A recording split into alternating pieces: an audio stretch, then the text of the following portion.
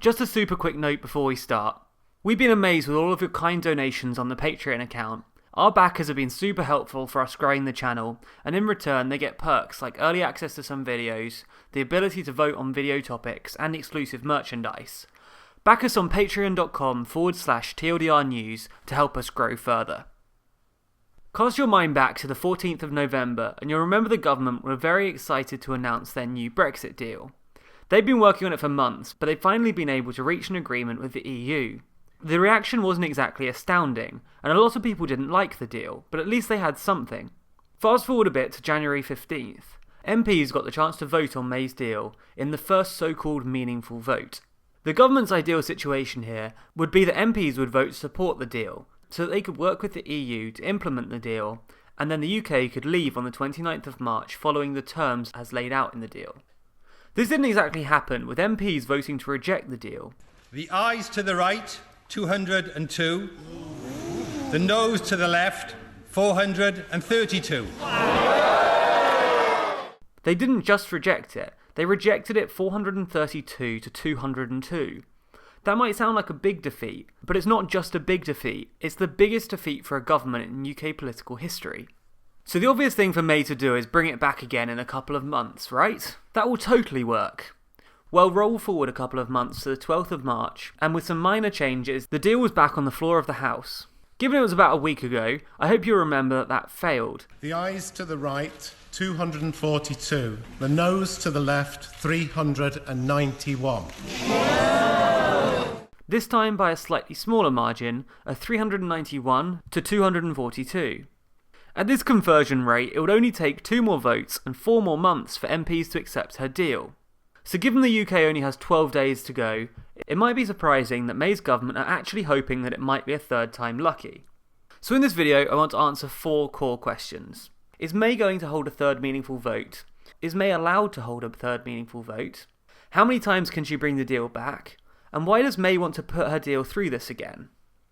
So let's start at the beginning. Is she actually going to bring the deal back for a third time? Well, it seemed from the government's announcement last week that a third vote was all but inevitable. We originally believed that there will be a vote sometime early this week, likely Tuesday, before the EU summit, which is set to be held on Thursday. However, over the weekend, Chancellor Philip Hammond said in an interview with the Andrew Marr Show that the third meaningful vote wasn't certain. He said that without the support of enough Conservatives and the DUP, the deal wouldn't make it to the House again. That's basically him saying that unless they really believe they got enough support from their party and their partners, then they won't bring it back. He said to Marr that we're not just going to keep presenting it if we haven't moved the dial. Liam Fox, International Trade Secretary, echoed this, saying it will be difficult to justify having another vote if we know we're going to lose it. So right now we don't know for sure. The government are waiting to see if they have enough support for the deal, so we can't be entirely certain if the third vote will go ahead. However, if they're really waiting for a majority of MPs to support the deal, then this could take a while. In the final part of this video, we're going to discuss why May thinks her deal might stand more of a chance now, but it's still not looking likely that most MPs will support her deal. We will of course keep you up to date via our website and social media accounts once we know what's happening with the deal going forward. If she does bring it back, then that would mean MPs voting on the deal for a third time. This has led some to ask if May's even allowed to do this, and how many times she could bring it back. It seems only logical that the Prime Minister shouldn't be allowed to keep bringing back the same thing to the House of Commons. If they were, they could swamp the Commons with votes on the same proposals, in the hope that they would eventually cave and accept the Prime Minister's proposal. Like a war of attrition, but over policy in a big palace with green seats. This kind of thing is governed by Erskine May, a kind of bible for parliamentary rules. In fact, its full title is Erskine May Parliamentary Practice, and before that it was called a Treatise upon the Law, Privileges, Proceedings and Usage of Parliament.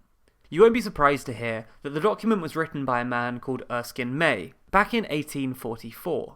It lays out some core rules and principles for the UK's Parliament, including a rule on this very topic.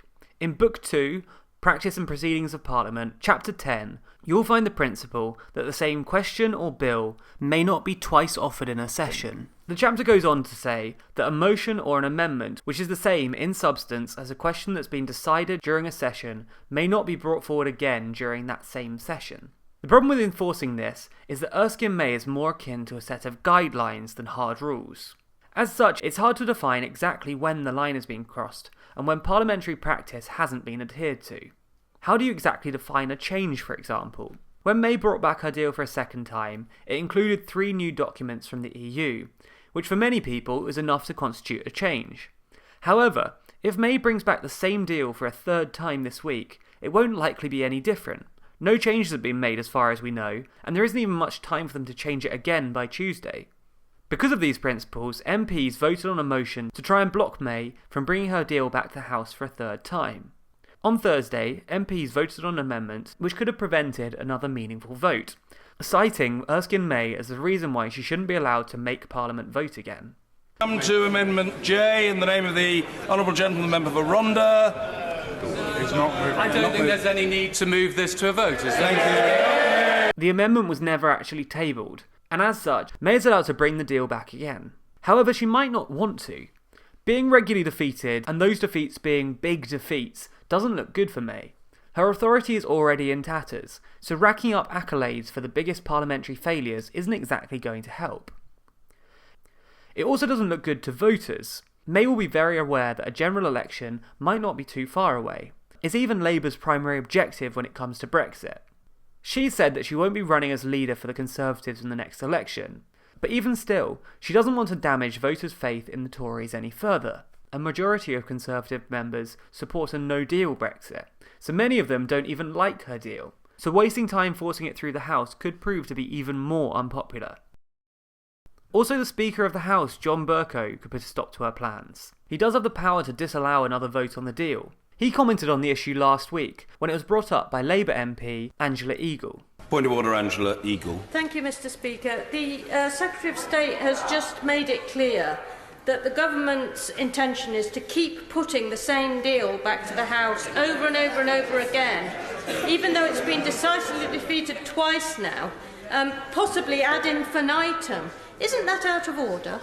There are historical precedents for the way in which such matters are regarded. I don't need to treat of them now, and no ruling is required now. There may be people who have an opinion about it. I'm not really preoccupied with that, but a ruling would be made about that matter at the appropriate time, and I'm grateful to the Right Honourable Lady for reminding me that such a ruling might at some point in the future be required. Secretary of State. Looking at the comments, a lot of you seem very interested in the Speaker, often just loving how he shouts order. Order! Order! Order! Order! Order! Order! Order! Order! Order! Order! But some of you do seem interested in what he actually does and what his powers are. If you'd like us to cover this, give this video a like and comment below to let us know what you'd like to learn. So if MPs have rejected it a number of times, members of a cabinet admit that it's not likely to pass, it may break parliamentary customs, and it could be struck down by the Speaker, why would May want to bring back her deal again? We actually discussed this in last week's video, which explained the future of Brexit in the light of last week's votes, and the logic goes a little like this.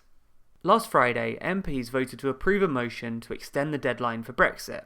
Order! The question is the main motion in the name of the government. Order! Order! The ayes to the right, 412. The noes to the left, 202. This means that they want to see the UK given more time before they leave the EU. This motion acknowledged that if a deal was reached, then only a short extension would be needed. Well, without a deal, the extension would need to be a lot longer, in order to leave time for a new deal, second referendum, or general election. May would need to ask for the extension MPs requested at the next EU summit on Thursday 21st. That's because it's the last summit before the deadline for Brexit on the 28th, or at least it's the last one scheduled at the moment. Therefore, before she heads back to the EU, many think that May wants one last shot at her deal. That's why the date Tuesday 19th was brought in. It fits perfectly within this time frame. May would be pinning her hopes on the deal performing better with Brexiteer MPs this time round. It's no secret that Brexiteer MPs didn't like her deal. They see it as leaving the UK too connected to the EU and not giving the UK enough freedom to actually do Brexit properly. However, the extension issue might shift their perspective. That's because if they approve her deal, sure, it might not be the ideal Brexit for them, but it does mean that there will only be a short technical extension before the UK leaves. The UK will be forced to accept an extension regardless, as there's not enough time left to implement the deal, but it would only need to be a short extension to iron out the details. If they choose to reject the deal, then the UK would have to ask for a longer extension, as there'll need to be time to negotiate a new deal. The longer extension also opens the door to the possibility of a second referendum or general election before Brexit, both things which could halt Brexit altogether. While it might not be the ideal hard Brexit that they're looking for, they might decide that it's better than risking Brexit never happening at all. We'll see how this plays out and if May is ever able to get her deal soon. We'll continue reporting on this as time progresses, so make sure you're subscribed so you don't miss a thing. We'll also be sharing articles from our website and other exclusive content via our social media accounts. You can find us by searching for TLDR News.